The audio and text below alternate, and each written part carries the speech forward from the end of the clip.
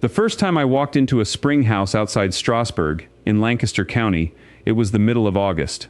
I expected stale air and sweat. What I found instead changed something in me. The lane was white with dust. The hayfields were buzzing. Heat leaned on my shoulders like wet canvas. I could hear cicadas in the hedgerow and a buggy wheel somewhere behind the barn. Then I opened that low wooden door set into stone, stepped down 2 worn flags. The air hit my face like creek water. It smelled of limestone, wet wood, and cold iron. Light came through one slit window and broke across a shallow run of moving water. No motor hummed. No compressor kicked on. No fan chased its own noise around the room. I stood there for 11 minutes looking for the expected thing. It wasn't there. And that's when I understood I'd been wrong about everything. I had spent years thinking cooling meant refrigeration, sealed boxes, copper lines, monthly bills, and a machine fighting summer with brute force. Standing in that room, with my forearms cooling and my breathing slowing, I realized cooling begins much earlier than that. It begins when you stop trapping heat. It begins when you move moisture. It begins when you use the earth, the shade, and a mineral every feed store still sells by the bag. I went back in October, then in May, then again in the worst heat of July. The outside air changed every time. The lesson did not. Heat behaves one way. Water behaves one way. Salt behaves one way. If you let each do what physics says it will do, you stop paying a machine. It only imitates what old buildings knew. I've been going back to Lancaster County every summer for 3 years. And every time, I find something the building industry forgot on purpose. Here is the promise. You can cut the felt heat in a room by the equivalent of 8 to 12 degrees. The system costs $12 to $18 to assemble. It runs on zero electricity and asks only for moving air and a cheap drying salt. And yes, this works even if your house was built 50 years ago. Even if you live in a city and you've never done this before. Stay with me, because what I found in Lancaster County uses the same physics. The Persians used it to cool desert buildings more than 2,500 years ago. What makes this so hard to see is that you were trained to think a thermostat tells the whole story. It does not.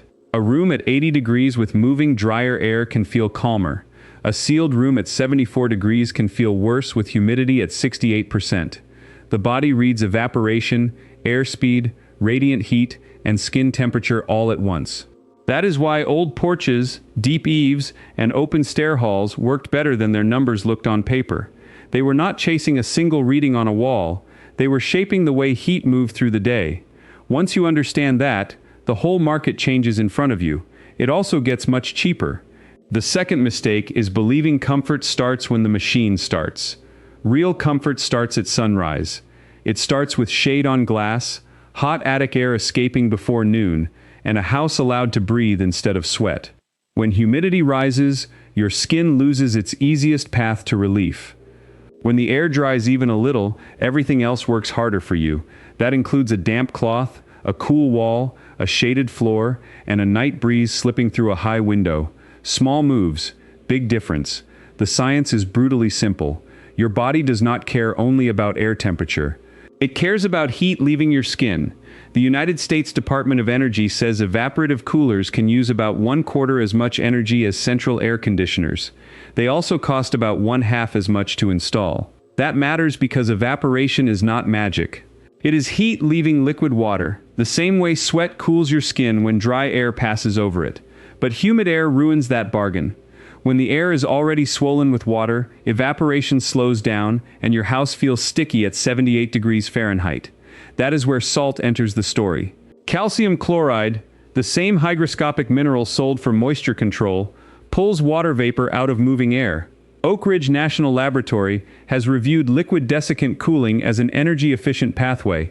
It separates drying from cooling instead of forcing one compressor to do both jobs. Think of it like a car radiator for summer comfort. First you remove the burden, then the cooling works faster. Dry the air a little, and a wetted cloth or night breeze suddenly does much more work. In field terms, you are chasing a coefficient of performance above 4 units of comfort benefit.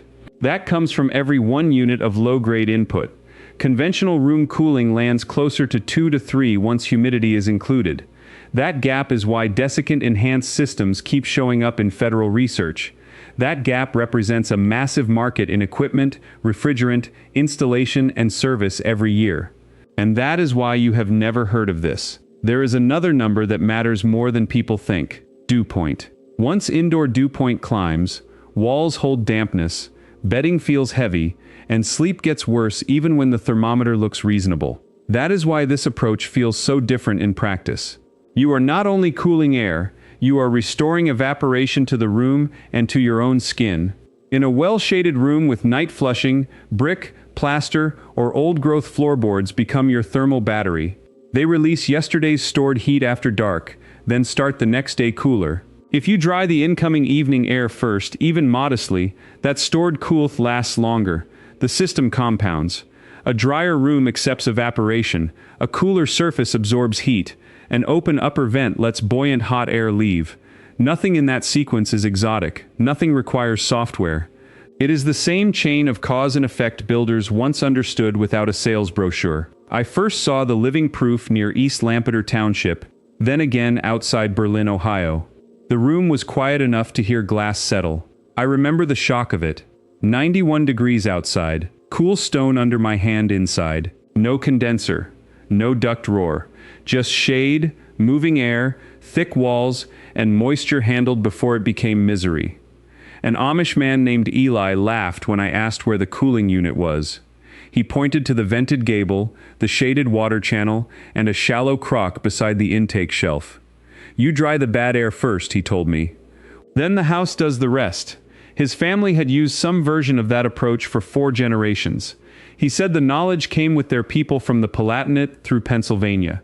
The older buildings, he told me, worked better, because nobody had yet sealed them into plastic boxes. That knowledge never disappeared.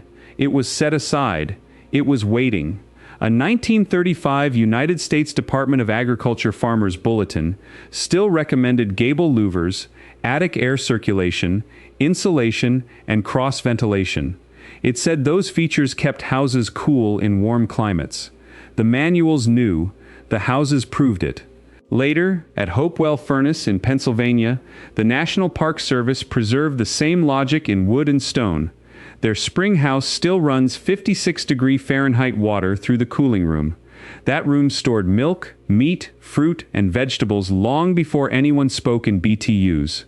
The principle is identical. Keep the heat outside, keep the water moving, give the building a cool core. Eli knew that room before he knew the words for it. His grandparents knew it too. Nobody told you, not your builder, not your contractor, not the man who sold you sealed windows. But a cool room does not begin with a compressor. It begins with orientation, moisture control, mass, and air paths that do not fight the season. Go back farther and the pattern becomes impossible to ignore. In Yazd, in Persia, builders paired tall wind catchers with underground Qanat air paths. Hot desert air dropped in temperature before reaching living rooms. In some cases, modern studies of bad gear performance show indoor reductions near 10 degrees Celsius. In Roman houses, the impluvium courtyard, shaded walls, and thick masonry slowed heat gain all day and released it only after dark. In Egypt, wetted reed screens hung in openings, so passing air gave up heat to evaporation before it touched the skin. These people were not sharing blueprints. They were solving the same problem with the same laws of nature. The Persians did not read this in a textbook. They figured it out the way all real knowledge gets discovered, by paying attention to what the earth was already doing. Every civilization that mastered extreme heat arrived at the same answer independently. The Amish never forgot. They carried it from the Palatinate to Pennsylvania 290 years ago. They kept building it because it worked, and because they never needed anyone's permission. You can watch the handoff into the modern market almost year by year. In 1904, mechanical refrigeration cooled the Missouri State Building at the St. Louis World's Fair and introduced comfort cooling to a mass American audience. In 1922, Carrier's centrifugal chiller lowered cost and expanded large installations. In 1929, Frigidaire pushed room cooling toward the home. In 1932, the window unit patent made the box on the sill the new normal. By By the late 1960s, the Department of Energy notes that central air had become standard in most new homes. That timeline matters. Once comfort became a piece of equipment, the house itself stopped carrying the first responsibility. Builders simplified. Buyers forgot. Schools taught systems instead of seasons. Not because passive cooling stopped working, because selling machinery scaled faster than teaching people how a wall, vent, and mineral could work together. That matters right now. The break came when cooling stopped being a building skill and became a product line. In 1902, Willis Carrier built humidity control for a printing plant and patented the apparatus that became modern air conditioning. That patent protected a machinery business. The alternative threatened every future dollar tied to compressors, coils, refrigerants, and service calls. The mechanism was not one dramatic ban. It was quieter than that. It happened through standards, habits, and what got taught. By 1929, Frigidaire had introduced a room cooler for homes. By 1932, window units hit the market. By 1947, the United States Department of Energy records that 43,000 room air conditioners were sold in a single year. At the same time, the older passive language was pushed to the margins. By 1973, ASHRAE Standard 62 had become the ventilation reference point for modern buildings. It centered the industry on managed mechanical air rather than climate-shaped structures. That knowledge never disappeared. It was written out of the manual. It was waiting. The named allies are not mysterious. General Motors had Frigidaire. DuPont, through its alliance with General Motors in kinetic chemicals, profited from chlorofluorocarbon refrigerants. Utilities loved summer peak demand because cooling sold electricity when the grid could charge more for growth. Media helped turn refrigerated air into a symbol of modern life. Theater advertising in the 1920s and 1930s sold tickets, appliances, and aspiration. An entire field of knowledge disappeared from architecture schools, builder habits, and code conversations. Not because it failed, because it wasn't profitable. The modern continuation is not hidden either. Open Secrets shows the Air Conditioning, Heating, and Refrigeration Institute spent $964,622 lobbying in 2022. The National Association of Home Builders spent $2.98 million lobbying in 2023 while fighting over codes, equipment rules, and building mandates. Nobody told you, not your builder, not your contractor, not the man who sold you tonnage. The residential HVAC market in the United States was valued at $16.43 billion in 2023. Every passive retrofit, every desiccant panel, every room cooled without a compressor is a unit of that market that never gets sold. Now, if you already own a house and you're thinking this only applies to people with old farmhouses, stay with me, because this next part is specifically for you. You don't need to rip out your existing system. You need a window, a drill, and a weekend. Here is the exact build. Start with a shaded window on the downwind side of the house, or a hallway opening that already pulls evening air. Make a simple frame 24 inches wide and 36 inches tall, from 1x2 pine, or any straight scrap. Staple 2 layers of muslin cotton across that frame, leaving a 1.5-inch air gap between them. Mount a shallow top trough made from a 24-inch length of vinyl gutter or a split 2-inch Schedule 40 PVC pipe. Poke drip holes every 2 inches. Below the frame, set a catch tray that is at least 4 inches deep and 20 inches wide. Into that tray, place a second perforated basket, a plastic colander works, filled with 4 to 6 pounds of calcium chloride pellets. Not table salt. Not rock salt for ice cream. Calcium chloride. As humid air enters, the pellets pull moisture first. Then the air passes the damp muslin, where evaporation can finally work again. Keep the cloth shaded. Keep the air moving naturally, with a cross-open window or a high vent. A 3% slope on any drain hose is enough if you want overflow to exit outside. If you want stronger performance, add a reflective hood 8 inches above the outer face. Use low-E radiant foil over cardboard or thin plywood. That keeps direct sun off the wet surface and stops radiant reheating. On brick or block houses, mount the panel 2 inches off the wall so the masonry can stay cooler. On a wood window, weather strip the frame with EPDM foam tape. Use stainless staples, nylon cord, and 1 HDPE bucket for brine collection if you do not want the tray inside. The costs stay stupidly low. Once you build it, you notice every heat trap in the house. West glass, attic corners, hall ceilings, doors that never breathed right. Muslin runs $7 to $14. Calcium chloride runs $8 to $16 for a starter amount. A scrap gutter or short PVC offcut runs $4 to $12. Foam tape, cord, and fasteners add $6 to $18. Even with a bucket and foil, most builds land between $29 and $61. One Saturday morning is enough for the first version. 2 weekends gets you a cleaner permanent frame. One warning: calcium chloride is not optional. Epsom salt causes weak moisture pull and leaves you with a damp panel that cools badly in humid weather. On a 95-degree day with afternoon humidity above 60%, this setup will not turn your whole house cold, not once. It will pull a sleeping room from sticky to livable.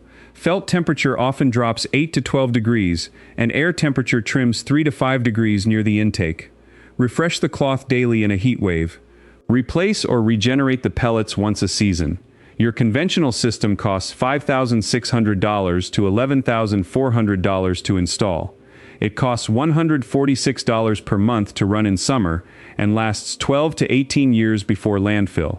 This costs $29 to $61 total. It lasts 5 to 8 years with cloth changes. Your choice. Everything I've covered across this channel is in one place. Springhouse cooling basics, root cellar storage, and attic vent geometry all belong there. Step by step, season by season, room by room, in the order the families actually use it. I'm not naming it yet. Link will be in the description when it is ready. But stay here, because what Eli showed me is the part nobody is talking about yet. If you believe real knowledge has been quietly pushed aside to protect someone else's profit, you already know what to do. Hit subscribe. Not for me, for what comes next, because this is not a channel. This is a quiet movement of people who have decided they're done being sold what they already own. I want to hear from you. Drop your state, your worst July power bill, and the cooling trick your grandfather trusted in the comments. I read every single one, and your answers decide what we cover next.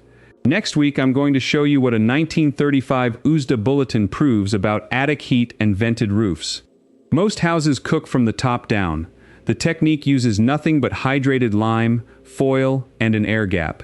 And the document proves federal designers knew this generations before, selling you bigger machines.